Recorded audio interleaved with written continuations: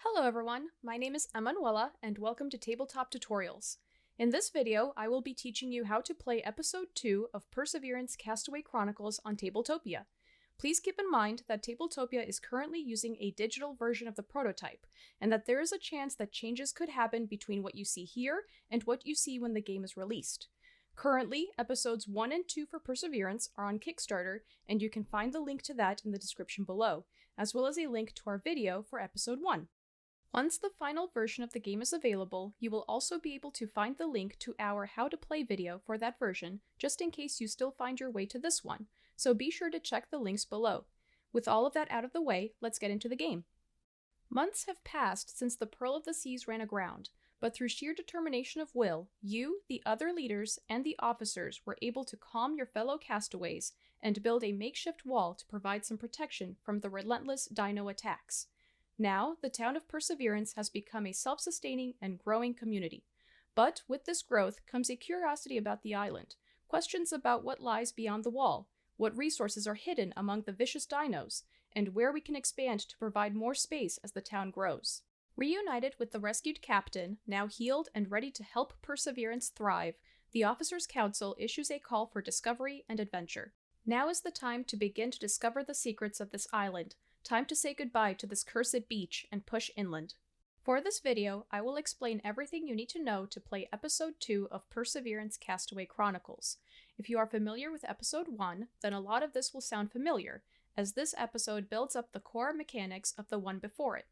But there are some differences, some subtle, some not so subtle, scattered throughout, so we recommend either reading over each section in the rulebook or watching the video, as some changes will be easy to miss upon first glance. Episode 2 of Perseverance Castaway Chronicles has a beginner variant that is recommended for your first couple of games that removes some of the more advanced rules to provide a slightly less complex game that still provides the same gameplay experience. I will mention these modifications when they are relevant to the section of the rules that I am explaining. First, there are a couple of setup steps that still need to be done on Tabletopia, so let's go over those and any changes that the beginner variant will require here. The first thing to do is to remove the temple piece and flip the temple tile if you are playing the beginner variant. The temple will not be included in this mode. Next, you will need to do step 6 and place the starting dinos on the hexes of the map, except for the temple hex if you are not playing the beginner variant. To do this, you will roll the dino die and place one dino on each tile in the top row, re-rolling as necessary. Then, repeat this for each row except the bottommost one. The adventure cards have already been separated for you, but you will need to shuffle the 4 decks. Keep the 6 Plains adventure cards and the 10 Valley adventure cards face up, with 1 card visible. Deal 1 Temple adventure card to each player, face down, and remove any remaining cards from play.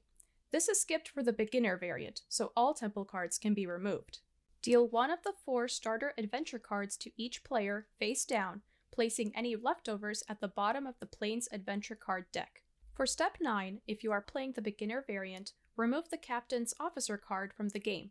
He has not yet recovered enough from the wounds he suffered during the initial shipwreck to be of much help.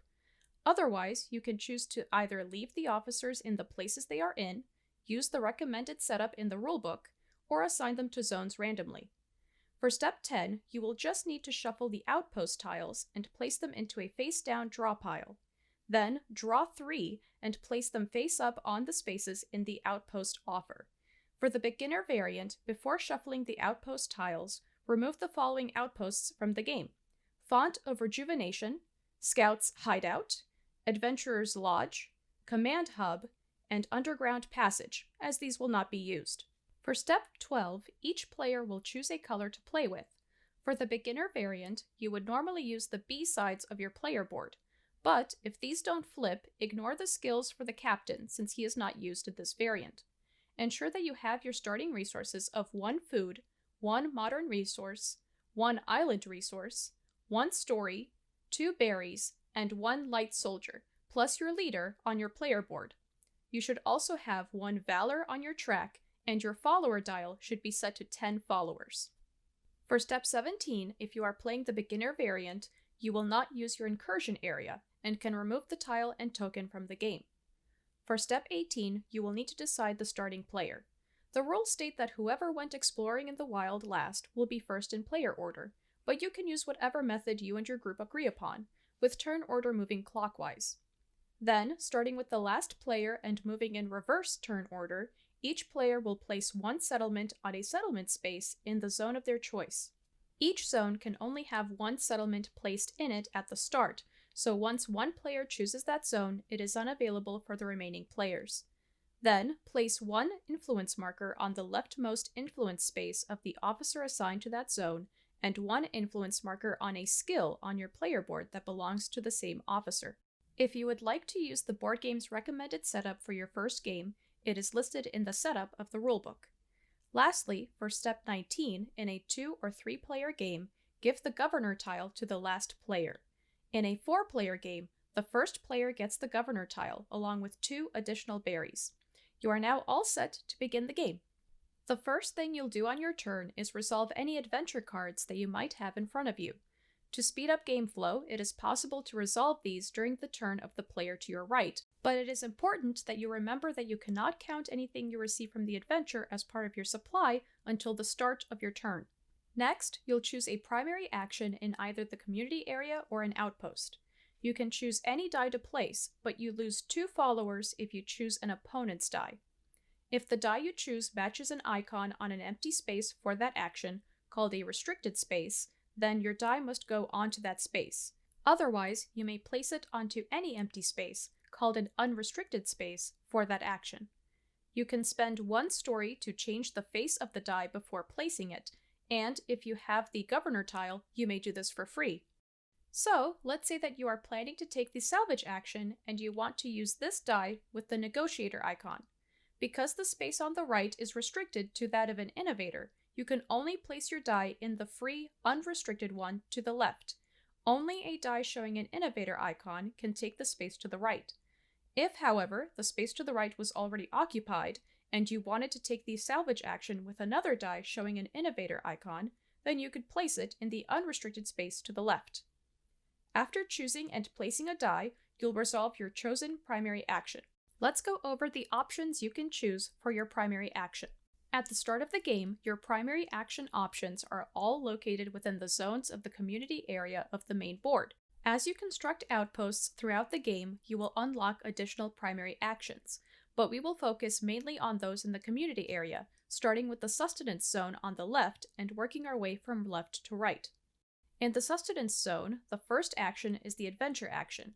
This is an evolution of the patrol action from episode 1, but instead of searching Perseverance for dinos that have made their way past the defense area, you will be venturing inland, fighting dinos, and beginning to claim land for the construction of camps and outposts. Note that only an adventurer die may take this action. The first step in resolving an adventure action is to select a rally point. A rally point is either a hex with a camp belonging to any player, or one of the 2 city gates, which are only adjacent to the bottom corner hexes of the map. You may not select an overrun camp, which is one with an incursion marker.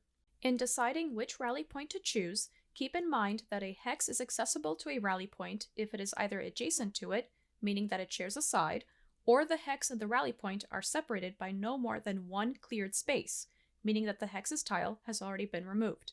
These spaces at the edge of the map that look like partially printed hexes are regular hexes and can be chosen as an accessible hex if they meet the conditions. After you've chosen a rally point, you can perform up to 2 options from the 3 listed below, in any order, but you cannot perform the same one twice. The first option is to combat dinos. Here, you'll choose an accessible hex to your rally point and combat any number of dinos on it using your soldiers and leader from your player board. Any soldiers involved in a combat with dinos are placed onto your In Combat card to remind you that they are unavailable for the rest of your turn. Because there are 2 ways to combat dinos that are resolved the same way, I will discuss how to resolve a combat resolution a little later in the video. For now, let us look at the other options available for the adventure action. Next is the Clear Hex option. Here, you'll first choose a hex tile that is accessible from your rally point. This hex must be free of dinos, and you must have at least 1 adventure card in your hand that matches the terrain type of the hex, either plains, valley, or the temple. If you already have an adventure card in play, you cannot take the clear hex option. After choosing a valid hex, you'll play an adventure card from your hand that matches the hex's terrain type and assign soldiers and possibly your leader from your player board to the card. A few things to keep in mind are that you must assign at least the number of soldiers shown at the top left of the adventure card. You cannot play an adventure card if you cannot meet its soldier requirements. You may place more soldiers than the number shown, but no more than 8, and your leader can take the place of 1 soldier on an adventure card. If you cannot meet the requirements to play an adventure card that matches the terrain type of the hex, then you cannot take the clear hex option. Any soldiers, including your leader, assigned to an adventure card are unavailable for the rest of your turn. Some adventure cards have more than 1 stage, shown here. If you play a multi-stage adventure card, place your adventure stage marker onto the leftmost space. This will move to the right if, after resolving your adventure, you decide to continue to the next stage. Once you have finished assigning your units to your adventure card, if your chosen hex was a Plains or Valley hex, remove it from the game. If it was the temple tile, it will remain on the map. Remember that the temple is excluded from the beginner variant. Let's take a look at how adventure cards are resolved. If, at the beginning of your turn, you have an active adventure card in front of you, it must be resolved at this time. The first step is to receive all rewards listed on the card. If the rewards show a challenge card, draw 1 challenge card for each soldier you currently have on the adventure from their corresponding deck. Note that a leader counts as a heavy soldier when drawing challenge cards. Then, choose to keep up to the number of cards shown on the adventure stage. For each card you choose to keep that shows a threat icon, you must roll the threat die to see if the soldier survives. Your leader will ignore this roll. If you roll a number below what is shown on the card, then a soldier of that card's type must be returned to your supply. He did not survive this adventure. Regardless of whether or not your soldier survives, you still receive all of the rewards on the challenge card. If your adventure card has no additional stages, it is considered complete. Here, you would return your surviving soldiers and/or your leader to your player board and flip this adventure face down beside your play area. It will still count for the Chief of Security's scoring condition later. If at least 1 soldier survives the current stage and your adventure does have another stage, you have to choose whether or not to continue. Choosing not to continue would mean that the adventure is now complete and you would treat it as if it had no further stages. If you choose to continue, you must roll the threat die for the threat shown between the 2 stages. If your leader has not ignored a roll already for this adventure resolution, they can ignore this one. If you roll a number below what is on the card, then you must choose 1 soldier to return to your supply. If only your leader remains, then they return to your board. As long as at least 1 soldier survives the threat, then you will move your tracker to the next stage and resolve the adventure, following the same procedure at the beginning of your next turn. If no soldiers remain, however, that adventure is turned face down and is considered complete, just as if you had chosen not to proceed. The final option for the adventure action is to build a camp. To do this, you'll spend 1 modern resource to place a camp on a cleared hex adjacent to your rally point that does not already have a camp. After performing your 2 options, if the rally point was a hex with a camp already on it, the owner of that camp will now resolve scouting. The gather action allows you to acquire the food that your followers will need by doing one or both of the options listed below. The top option gives you 2 berries plus either 1 food or 1 island resource, and the bottom option lets you spend a shield head dino from your enclosure to gain 2 berries and 1 food. The last action in the sustenance zone is the pub action, where you spend time with your followers hearing the stories that your specialists tell of their adventures across the island. When you take the pub action, you gain 1 story plus 1 more story for each die you have on the main board and in the dice pool. So right now, each player only has 1 die in play, so they would gain 2 stories. The training zone has only the military action. Here, you will spend resources to train your fellow citizens into soldiers to help defend and expand perseverance, or use the loss of a follower to help motivate others to your cause. This action allows you to perform 2 different options from those below for free. You can then spend up to 2 berries to perform an additional different option for each berry, giving you a total of 2, 3, or 4 different options depending on the number of berries you are willing to spend. From top to bottom, the options are gain a light soldier, spend 1 food to gain a light soldier, spend 1 island resource to gain a heavy soldier, spend 1 story to convert up to 2 light soldiers to heavy soldiers, lose 1 follower to gain 1 story, lose 1 follower to gain 1 valor, or spend 1 valor to gain an adventure card for either terrain type. The expansion zone has 3 actions. In the marketplace, you will purchase necessary resources from the entrepreneurs among the citizens of Perseverance. This action allows you to do one or both of the options listed below it. The top option lets you spend 1 berry to gain 2 of the following in any combination: food, modern resource, or island resource, while the bottom allows you to exchange any amount of food, modern resource, or island resource to other resources. You can mix and match the resources you convert from and those that you convert to. You just have to end up with the same total resources in the end. The politics action allows you to convert the still neutral specialists, the neutral dice, to your side, giving you more control over what happens throughout Perseverance.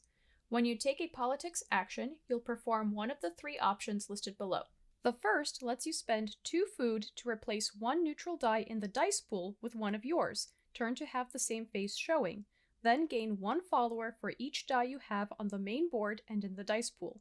The second option lets you spend 2 food plus 1 story to replace 1 neutral die on the board with one of yours, turned to the same die face, and then gain 2 followers. The third option lets you spend 2 valor to choose 1 officer and place an influence cube on their track for each die you have in play. Note that you have a limit of 5 dice, so once all of those are in play, you can no longer take the politics action. The last action of the expansion zone is the settle action, where you will receive a bonus from an officer by building a settlement for the citizens in their zone. When you place a die here, you can do one or both of the options listed below. The top lets you spend 1 modern resource and 1 food to place a settlement on any open settlement space in any zone's community area, while the bottom option lets you spend 1 trampler from your enclosure to place a settlement, following the same rules. Keep in mind that your number of settlement markers is limited, so if you have no more remaining, you cannot take a settle action. After placing your settlement, you can interact with the officer of that zone. If you take both of these options, you cannot place both settlements in the same zone, and you can only interact with 1 officer. When you interact with an officer, you can choose one of 3 options. The first is to place 1 influence marker on an officer.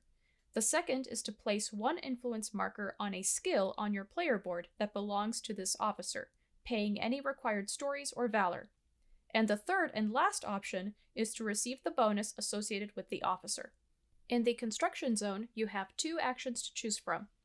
The build action is the first in the construction zone and allows you to develop the newly cleared land on the island to suit the needs of Perseverance. The build action can only be taken with a die showing an innovator icon and allows you to take 1 option from those listed. You can also spend 1 berry to choose a second, different option.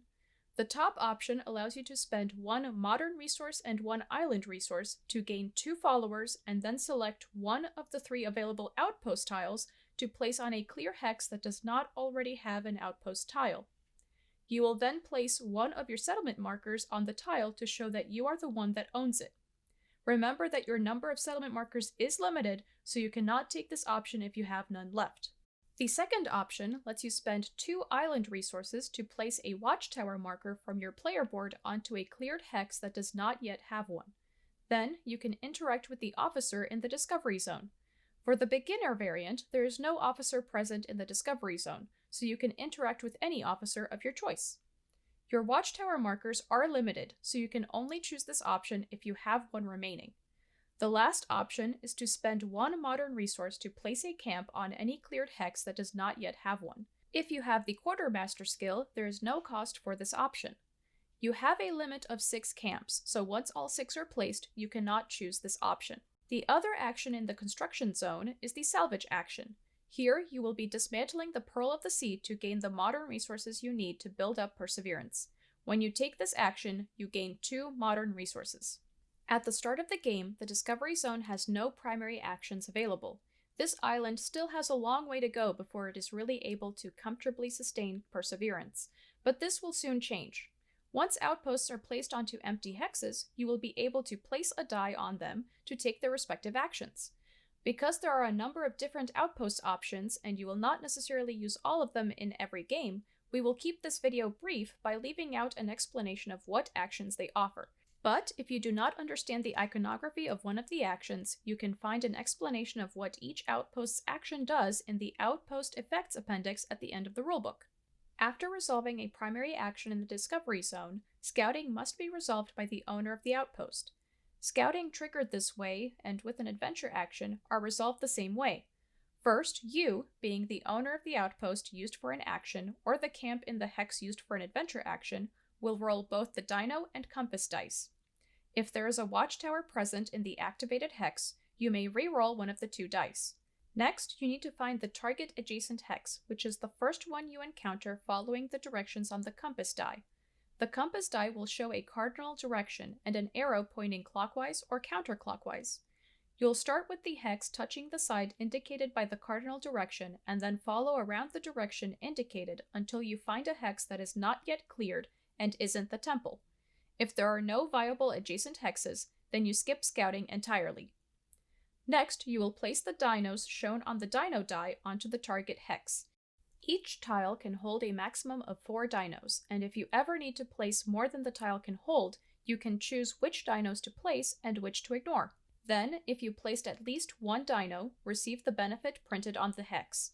If there was a watchtower on the same hex as the activated camp/outpost, then you gain the benefit a second time. If one of the dice shows a red face and/or at least 1 dino was not placed due to the hex being full, then a dino incursion is triggered.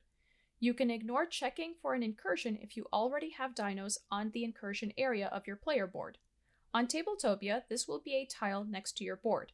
There is no incursion in the beginner variant, so if this happens, the owner of the activated camp/outpost loses 3 followers. If a dino incursion is triggered, you'll first move all dinos from the hex to your incursion area. Then, you'll swap your incursion token from your incursion area with the activated camp/outpost as it is now overrun.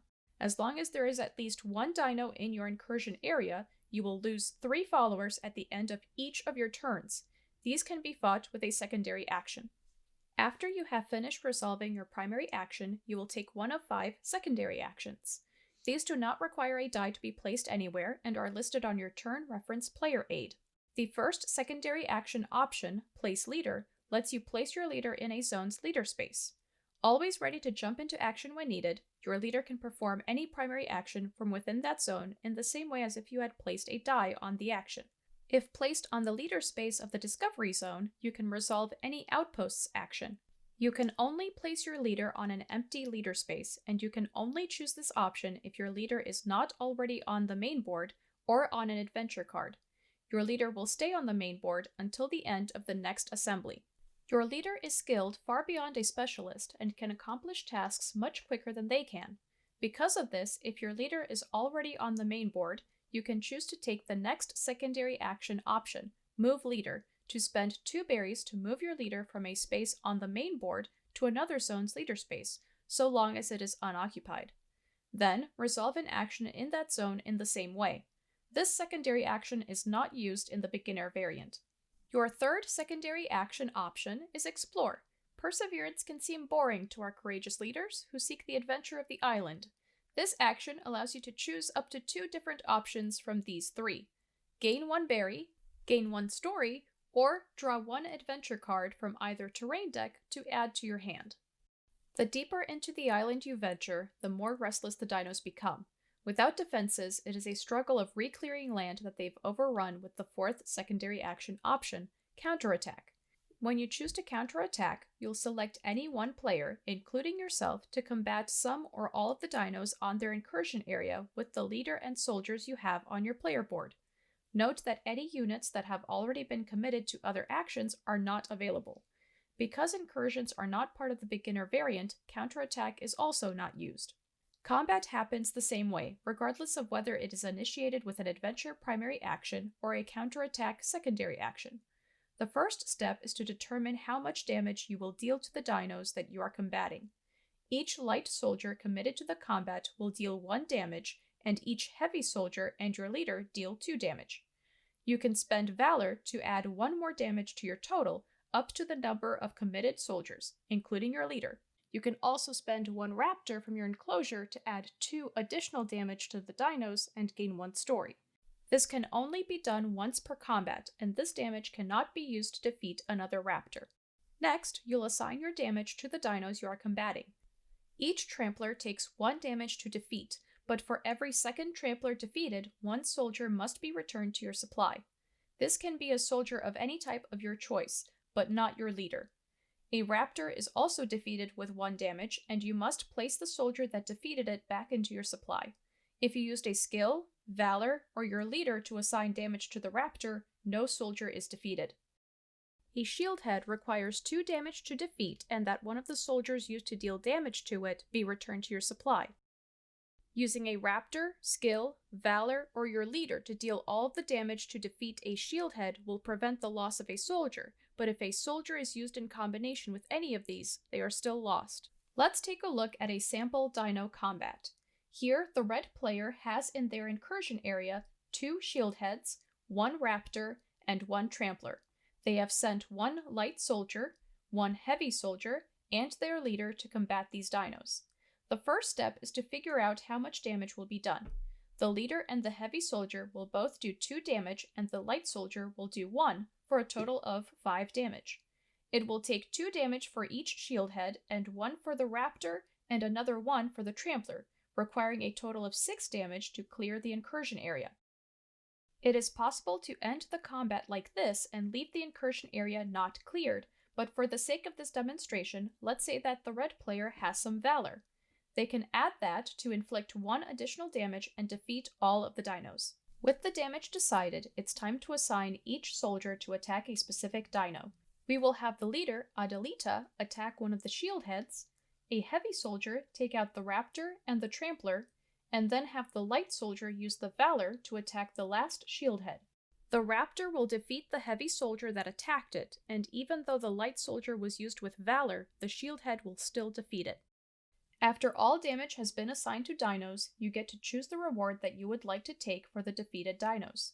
Your first option is to kill the dino and gain 1 follower per Trampler, plus 1 island resource if you have the Skinner skill, 1 follower per Raptor, plus 2 Valor if you have the Warrior skill, and 2 followers per shield head, plus 3 berries if you have the Tracker skill. Instead of killing the dino, you could instead choose to capture the dino, placing it into your enclosure. Dinos in the enclosure can be spent as has been explained, or kept for endgame scoring. They also count for the captain's scoring condition, but this is not part of the beginner variant.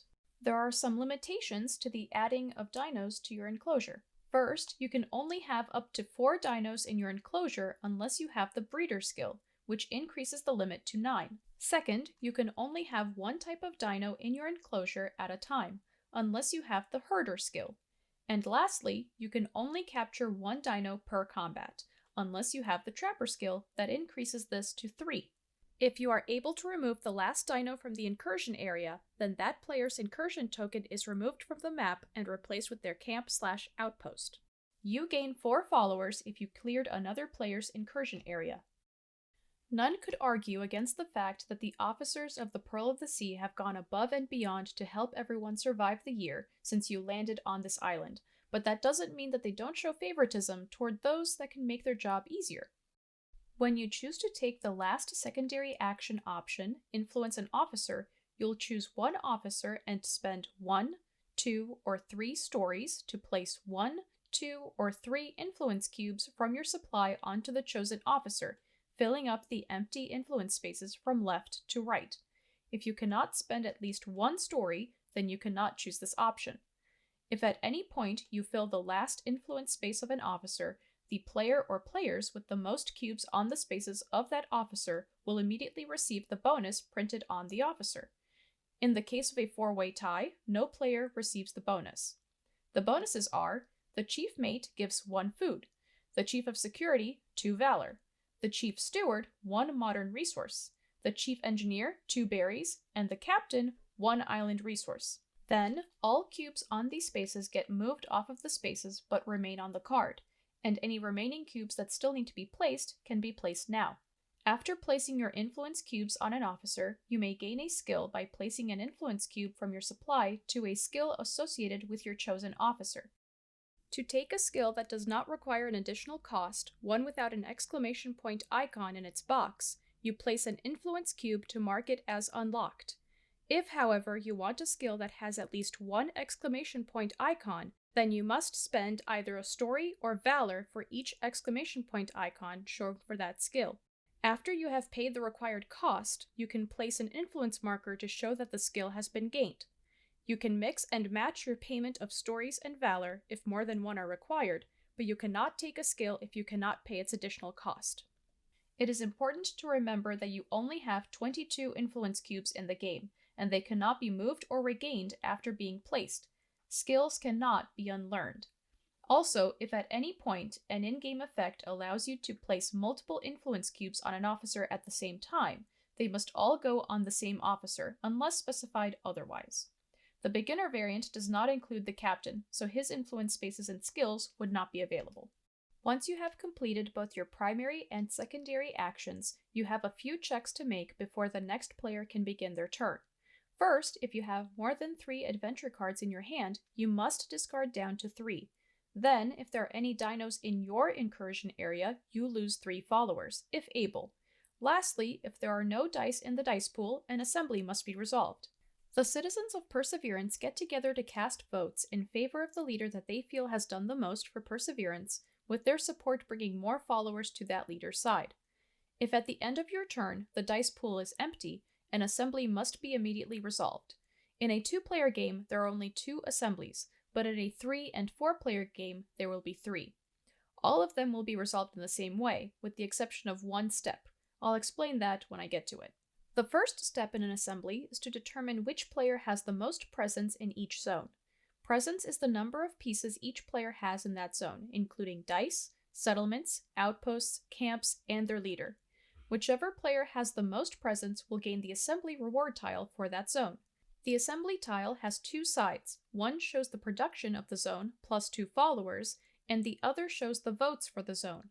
The number of votes you get is referred to as that zone's population, which is the total number of settlements in the zone, regardless of player, plus 3. In the Discovery Zone, the population is equal to the number of outposts, regardless of player, plus 3. After most presence has been determined for each zone, and players have received their assembly reward tiles, they will simultaneously and secretly choose the side for the reward that they want to receive. Once everyone has decided, all players will reveal their choice and collect their reward. Any players with the second most presence in an area will receive half of the reward that was not chosen. So, if the player with the most presence chose production, the player with the second most would receive half of the zone's votes, rounded down. If the player with the most presence chose votes, then the second most present player can choose either to receive that zone's production or 2 followers. If 2 players tie for most presence in a 2-player game, then they each choose to either receive the zone's production or 2 followers. They do not have to choose the same thing. If 2 players tie in a 3- or 4-player game, then both players receive the number of votes for the zone, rounded down. If more than 2 players tie for most presence in a 3- or 4-player game, then none receive anything. If players tie for second most presence, they also receive nothing. After the assembly reward tiles have been resolved and replaced to their place on the assembly board, assembly scoring is resolved. To do this, compare the total number of votes that each player has received during the previous step and before the assembly. Based on their vote ranking, each player will receive the number of followers as shown on the current assembly scoring tile. In the case of a tie, add up the total followers for the tied players' places. 2 players tied for first would add first and second, whereas 2 tied for second would add up second and third, and divide by the number of tied players. Each player gets this many followers, rounded down. Then, the player scoring the most points in the assembly receives the governor tile. If there is a tie, the previous governor chooses which tied player receives it next, but they cannot choose themselves. The last thing to score in an assembly are the officers. Here, each officer card has a scoring condition that awards followers to the player that has the most influence on the officer. So, for each officer, determine which player has the most influence present on the officer, counting both those on the card and in the influence spaces. All players that have the most influence will receive followers based on these conditions. This is the condition for each officer. The chief mate awards 1 follower for each pair of influence and skill cubes you have, regardless of which officer they are on or the skill is associated with. The chief of security awards 2 followers for every adventure card you have that is either completed or in progress. The chief steward awards 3 followers for each set of 2 settlements and 1 die you have. The chief engineer awards 2 followers for each outpost you have and 1 follower for each camp. And the captain awards 2 followers for each dino type you have at least 1 of in your enclosure, and 2 followers for each watchtower you have built. Each player with the second most influence on the officer receives half of the followers awarded for the officer's scoring condition, rounded down. All that is left now is to perform a quick wrap-up phase. For this, each player will retrieve their leader from the main board.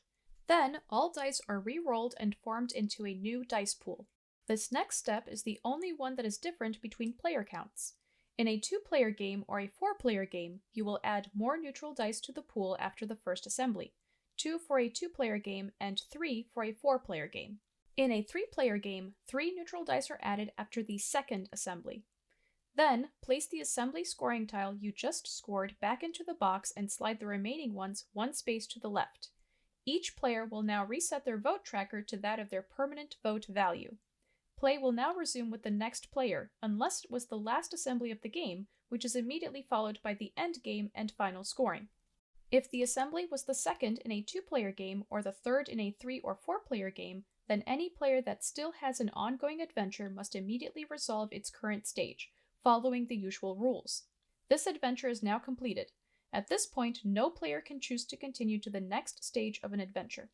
Once all adventures are resolved, each player receives 1 follower for each soldier, food, modern resource, island resource, and story still on their player board. Then, they receive 1 more follower for every 2 berries and 2 valor that they have, and 7 followers for each set of 3 dinos of a matching type in their enclosure. The player with the most followers wins. If there is a tie, the player with the most total skills wins. If there is still a tie, all tied players will share in the win. Thank you for watching this Tabletop Tutorials rules explanation. I hope you now have a better understanding of the rules for Episode 2 of Perseverance Castaway Chronicles. As a reminder, Episodes 1 and 2 are both on Kickstarter now and are still considered prototypes, so both games might change from the rules I have just gone over. Please keep this in mind and check the description below to see if there is a link to a video showing a final production rules explanation. If you have any questions regarding this game, please follow the links in the description to the game's pages on BGG and Kickstarter, and Robert, myself, one of the designers, or someone from Mindclash will make sure you get an answer as soon as possible. Perseverance Castaway Chronicles is published by Mindclash Games. You can find more information on Perseverance, as well as Mindclash Games' other games, at mindclashgames.com. Thank you again for watching, and happy gaming!